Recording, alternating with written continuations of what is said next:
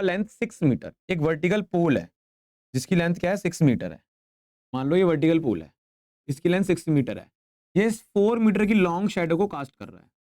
होता है ना जिसकी अब देखो होता है क्या ना, अब मान लो मेरी हाइट है 5'8", अब मेरे तो ना मेरी शैडो भी 5'8" होगी, वो डिपेंड करता है एंगल पे, सन के, सन किस एंगल पे, अगर सन मेरे एकदम पीछे होगा मेरी शैडो लंबी हो जाती है, एकदम मेरे सन ऊपर होगा मेरी शैडो बहुत छोटी हो जाती है। तो कुछ एक ऐसे एंगल पे है जिस तरीके से ये जो सन की जो मतलब ये है हमारी, ये बन रही है हमारी 4 मीटर की शैडो।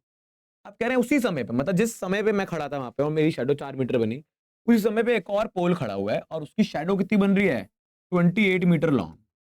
अब वो पोल कितना लंबा होगा ये बताना आप, ठीक है। थोड़ा अजीब, मतलब अजीब तो कहेंगे कहेंगे नहीं कहेंगे, मतलब थोड़ा यूनिक टाइप का क्वेश्चन है। देखो ए बी सी मान लो उसको, इसको पी क्यू आर मान लो।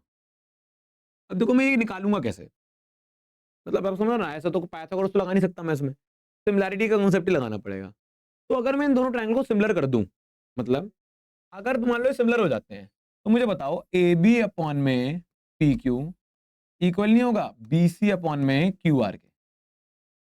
हालांकि मैं बिना नामकरण के कर रहा हूँ, गलत है, पर हो जाएगा ना समवेयर।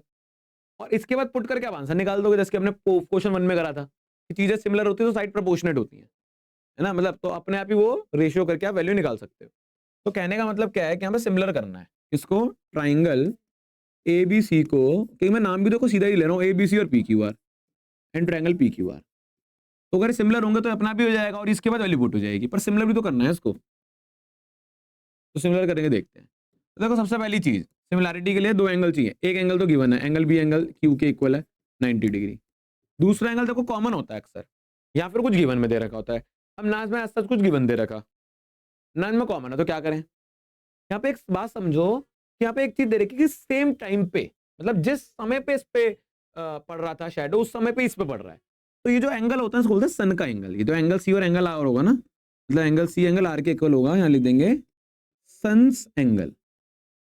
मतलब जब सन का एंगल पड़ता है तो उस एंगल पे उस पे इंक्लाइंड है ना, मतलब इस एंगल पे ये एंगल भी हो सकता था, पर तब सन यहाँ होना चाहिए। अगर सन यहाँ पे है, क्योंकि शैडो अगर ऐसी बन रही है तो यहाँ पे एंगल जो बन रहा है वो दोनों सेम हो ना, जिस एंगल पे सन इस पे शैडो मार रहा है उसी एंगल पे तो उस पे शैडो मार रहा है, क्योंकि सेम जगह खड़ा हुआ है सन। तो ये दोनों एंगल इक्वल होंगे सन से एंगल। ये थोड़ी नई चीज थी, यहाँ थोड़ी मतलब कहिए कॉमन सेंस वाली चीज थी, तो ये मैंने आपको बता दी। तो बाय डबल ए क्राइटेरिया ये इक्वल हो जाएगा। कहने का मतलब समझ रहे हो कि सन का भी तो एक एंगल होता है और क्या बोला सेम समय पे है तो वो एंगल सेम होगा। अब ये तो 90 डिग्री है तो यहाँ तो एंगल यहाँ होगा, यहाँ तो एंगल यहाँ, अब सन यहाँ पे तो एंगल यहाँ ही बनेगा ना, ठीक है, पी क्यू आर। बाकी इसके बारे में ना और डेंस समझेंगे अगले चैप्टर 9 में कि एंगल्स ऑफ एलिवेशन, एंगल्स कैसे बनते हैं, थोड़ा बहुत उस टाइप का क्वेश्चन था ये। अगर ये सिमिलर है तो ये साइड प्रोपोर्शनेट होंगी, तो ये भी 6 है, पी क्यू कितना है आपका, पी क्यू तो निकालना है, बी सी 4 है और क्यू आर कितना 28।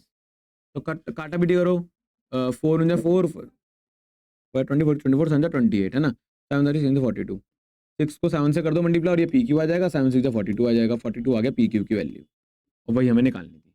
तो पी क्यू मतलब हाइट ऑफ द टावर कितना होगा 42, लिख देना लास्ट लाइन में, ठीक है। अब हम बढ़ते हैं आगे और करते हैं अगला क्वेश्चन, देख लो उसको, आसान था ये बहुत, नई चीज होती है हर उसमें ना।